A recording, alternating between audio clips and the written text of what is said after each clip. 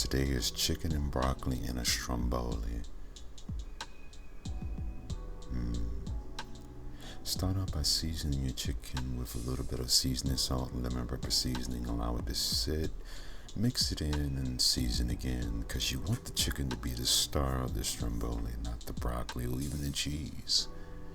Once you got it generously seasoned, start a saute pan with a little bit of oil. Get it to a nice heat. Also, to get a large pot, start a little bit of water boiling, because you're going to steam your broccoli partially before you put it in the stromboli to reassure that it's cooked and not just raw and crunchy. Once your water's up to a boil, place in your broccoli and cover. Steam for 10 minutes on high. Meanwhile, I'm testing my frying pan, which the grease should be just hot enough. In goes the chicken. And if you're afraid of getting burned, you're going to get burned doing this. It's a part of cooking.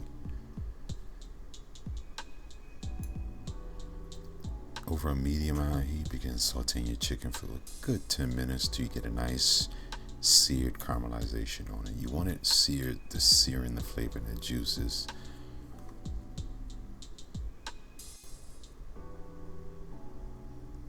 Skipping ahead a little, after everything is completed cooking, you want to mince down your broccoli into very small pieces, because you don't want gigantic chunks everywhere, though a little bit of it's not that bad.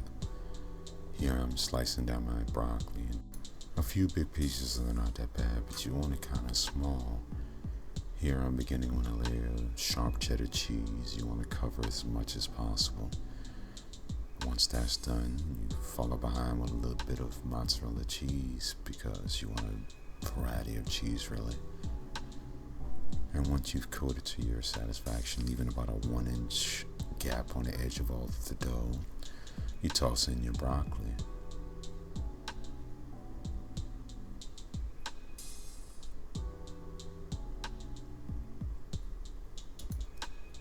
Now, you don't have to completely cover every square inch with the broccoli, but depending on your taste, that's what I try to go for. Once you finish placing your broccoli, begins the chicken breast. I just pulled it out a minute or two ago, so it's still hot, so forgive me if I'm rushing quickly. And you don't want gigantic chunks of chicken, but you want a nice little size for, let's say, bite size, 1/2 inch by 1/2 inch squares, making sure to leave a 1-inch square around the edge of the dough. Followed by more cheese, as much as you like, or as little as you like, you depending on your liking, but I prefer a lot of cheese. It's something about cheese. And of course more mozzarella, and then followed by more chicken, and followed by more broccoli, and slice down some more broccoli depending on how much you love your broccoli, which I love it. So I've been making this recipe for a while. It's broccoli, cheddar cheese, chicken, and a nice warm stromboli, which can't be beat.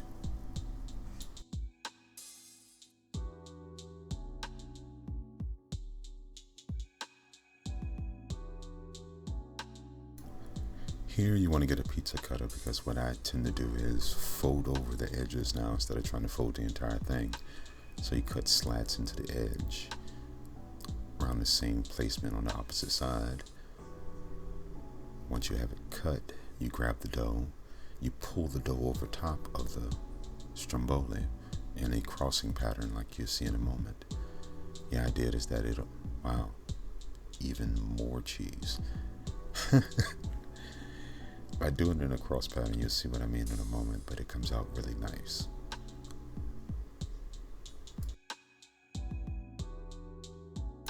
Starting at the bottom, pull the dough up, pull it over. You're going to have a little bit of excess dough, which I start the crossing over effect with it. Grab the slat on the one side, pull it over. Grab the slat on the other side, pull it over. Rinse and repeat like a beautiful little baby you're trying to put into the bed. I went with this method over just trying to roll the entire thing, because this is not only easier, but it makes the bread look nicer towards the end. When all is said and done, try to pick the gigantic baby up, This one's not too heavy. Slide it in the pan. Do any grooming you feel is necessary. For me, I just hate seeing things being too full on one side and too empty on the other. And now I cut little small slits. The slits themselves allow the heat to escape so it doesn't overcook on the inside.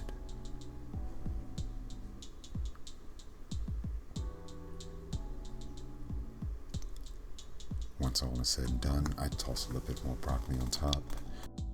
Once you've tossed on a little bit extra broccoli, do a little bit of an egg white down on the outside of the dough to give it a beautiful golden brown as it cooks, which you can see me pulling back to do now.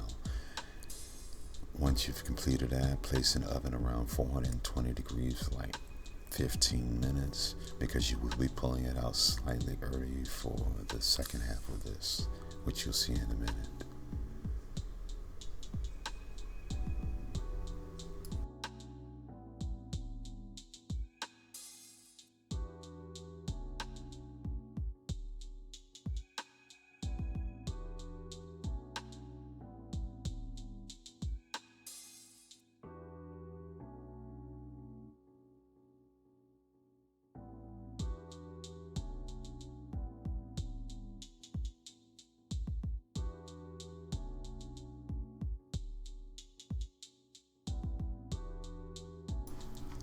Thank you for sticking with me. I hope you enjoy this recipe and make it quite often.